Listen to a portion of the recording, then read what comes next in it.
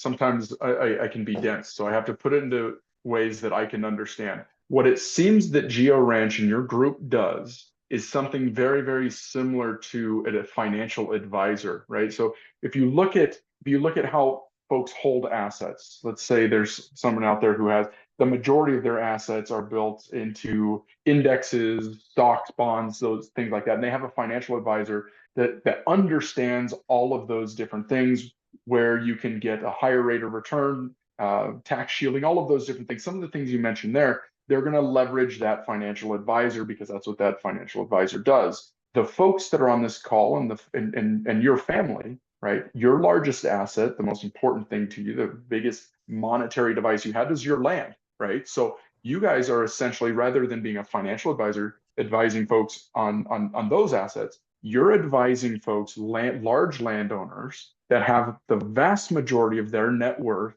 and their assets are their land. It's their farm, it's their ranch, it's their timberland. And you're essentially, you would be essentially a land, the GeoRanch group is essentially a land advisory group. Is that a good way to put it? Absolutely. I mean, because until you know the value of your land and what your options are, it's really hard to create that succession plan or even know your next step. So let's say, I'm just going to throw a scenario at you.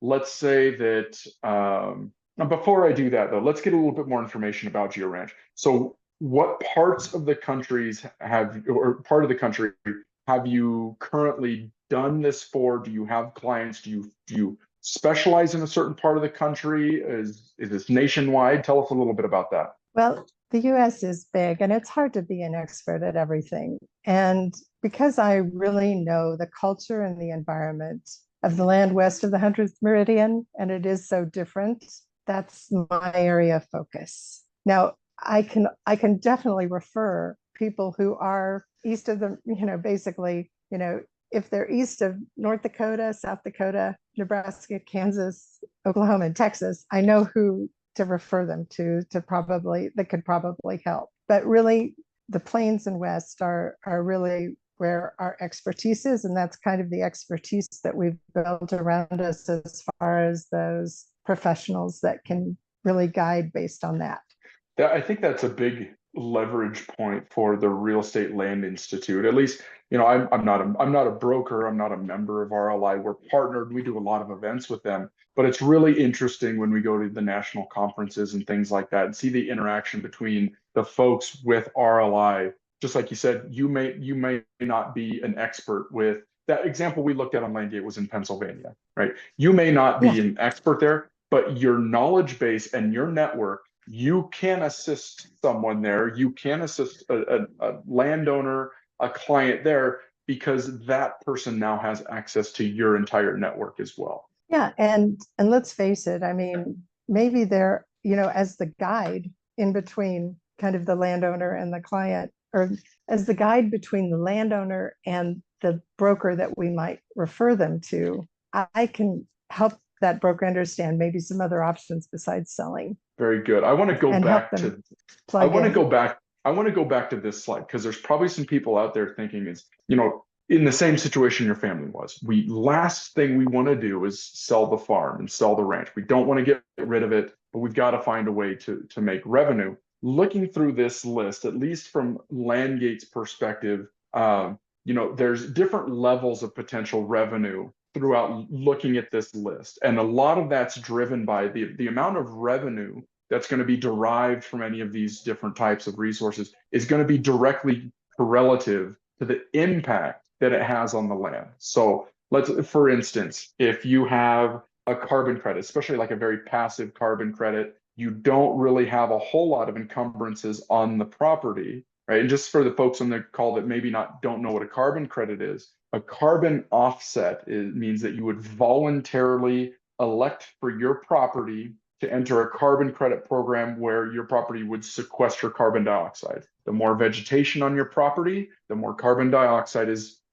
being sequestered into the soil. So there are companies that will voluntarily pay you and enter a contract with you to offset the carbon emissions that they make by the carbon sequestering that's taking place on your property. Now, that's an example of a really low impact type of revenue generation potential. Even like, you got hunting leases on here. not that big of an impact on the property. You're still using the property and doing everything else that you're doing, maybe other than taking an animal off of it every year. Whereas now, if you would look at solar energy, and let's say that's something that's been very, very popular. We've had a lot of webinars and things about along that. And I know, Sonja, there's probably been quite a bit of work with GeoRanch of people interested in generating revenue because it can generate a significant amount of revenue relative to some of the more passive things such as hunting leases and carbon credits. Now you have to look at the trade-off there, right, Sonja? You have to look at it because now those acres, whatever's going to be put under panels, those are